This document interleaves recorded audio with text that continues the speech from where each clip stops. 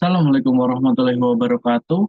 Kami dari kelompok 5A yang beranggotakan saya sendiri Muhammad Faid Hadi Hafiz dengan NRP 204120151 dan teman saya Pulung Nadia dengan NRP 20412011037. Di sini kami akan menjelaskan bagaimana kami mengerjakan modul respon dinamis open loop system. Untuk selanjutnya akan dijelaskan oleh Mbak Pulung. Jadi saya akan menjelaskan tentang modul 2 respon dinamis open loop dengan sistem order 2. Adapun tujuan simulasi ini yaitu untuk membuat transfer function dari pengukuran tekanan menggunakan manometer dan menyelesaikan transfer function yang telah dibuat menggunakan Simulink serta mengetahui respon manometer terhadap step change menggunakan atau pada Simulink. Untuk permasalahannya sendiri yaitu suatu manometer seperti yang ditunjukkan pada gambar di bawah ini digunakan untuk mengukur perbedaan tekanan antara dua instrumen. Pada suatu garis udara, fluida dalam manometer adalah air. Kita harus menentukan respon manometer terhadap step change dan tekanan yang melewati kaki manometer. Adapun data yang diketahui yaitu L sama dengan 200 cm, G-nya 990 cm per sekon kuadrat, untuk densitasnya 1 gram per cm pangkat 3. Kemudian untuk step penyelesaiannya yang pertama yaitu kita harus membuat transfer function terlebih dahulu dengan persamaan 2L per 3G dikali D kuadrat dikali H per DT kuadrat ditambah 16 mu L per rho diameter kuadrat dikali G dikali DH per DT plus H sehingga menjadi delta P per rho G.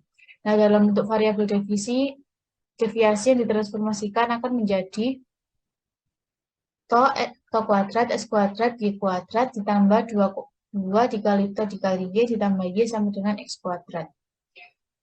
Kemudian time konstan untuk manometernya diketahui yaitu sama dengan 0,36 second. Untuk damping koefisien untuk tiga diameter tube yang berbeda yaitu 0,0443 per D kuadrat. Untuk variabel dari kelompok kita sendiri yaitu D1-nya 0,14 sehingga didapati damping koefisiennya sebesar 2,26. Kemudian untuk D2 sebesar 0,21, damping koefisiennya 1,00 dan untuk D3 damping koefisiennya didapatkan 0,53.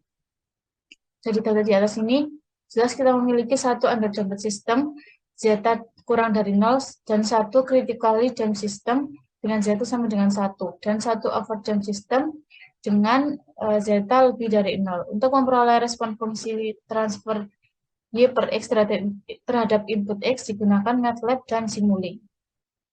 Sehingga dari tiga fungsi transfer tadi yang diperlukan sebagai berikut adalah fungsi transfer dari to zeta, to kuadrat, dan 2 to kali zeta. Sehingga didapatkan untuk D1 fungsi transfernya yaitu 1 per 0,136 S kuadrat ditambah 1,668 S kuadrat ditambah 1. Untuk D2 atau 0,21 didapatkan fungsi transfernya 1 per 0,136 S kuadrat ditambah 0,738 ditambah 1. Untuk D3 dengan diameter 0,29 didapatkan fungsi transfernya 1 per 0,136 S kuadrat ditambah 0,391 S plus 1.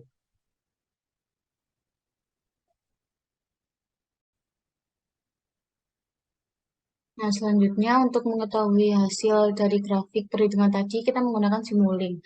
Nah, untuk yang pertama seperti biasanya, kita mencari step-stepnya menggunakan library browser. Jadi yang pertama, kita mencari step terlebih dahulu.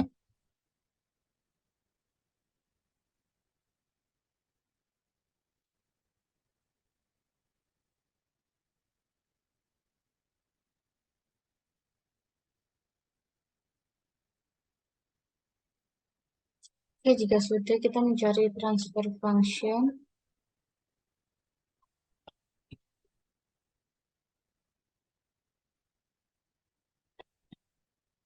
Nah, karena fungsi transfer function kita ada 3,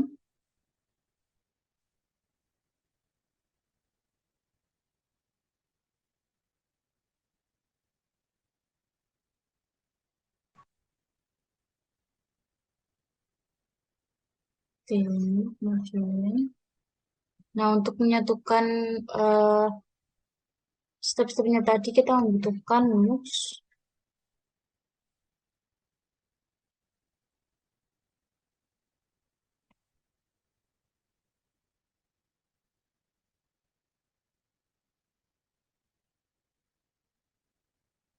Nah, karena di sini MOOCs-nya inputnya masih 2, kita ubah menjadi inputnya itu 4.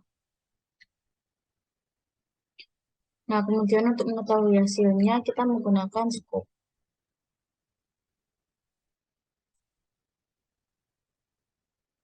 Nah, seperti ini. Nah, jika sudah jadi, kita perlu untuk menghubungkan step-stepnya ini menjadi satu dari step, kemudian ke transfer function, kemudian ke MOOCs.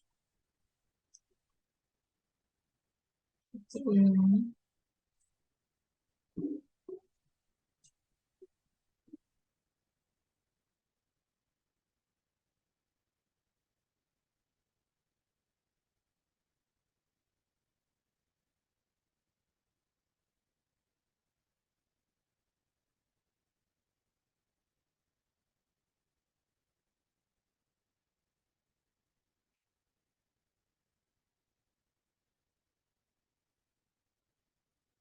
Kemudian kita hubungkan juga ke scope untuk mengetahui hasil-hasilnya. Nah, untuk transfer function yang pertama, kita ubah dulu sesuai perhitungan yang sudah kita dapatkan tadi. Untuk numeratornya sudah sesuai ya, 1. Kemudian untuk denominatornya kita ubah menjadi 0,136, kemudian 1,668 dan 1.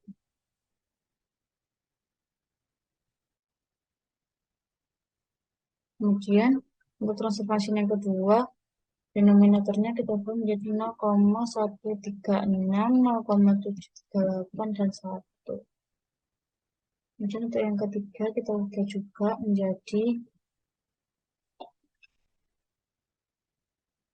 0,136, 0,391, dan 1.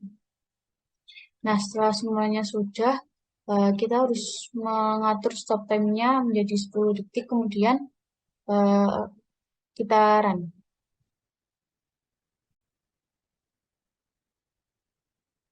Nah, dari hasil simulasi Simulink tadi, kita dapat melihat hasil kerjanya seperti gambar pada layar ini. Nah, pada layar ini terdapat 3 garis yang merah, biru, sama kuning. Nah, garis yang merah ini menunjukkan kalau data kita itu overjam atau melebihi set point. Nah, untuk yang biru ini menunjukkan kalau data kita itu ada yang critical jam system. Dan untuk yang kuning ini menunjukkan bahwa data kita itu under jam. Nah, untuk yang hijau ini adalah garis step time dari 1 ke 1.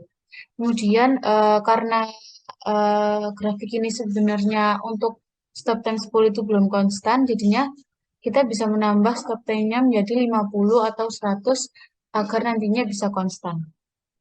Sekian presentasi dari kelompok kami untuk modul 2. Apabila ada salah kata atau ucapan, saya mohon maaf. Sekian dan terima kasih.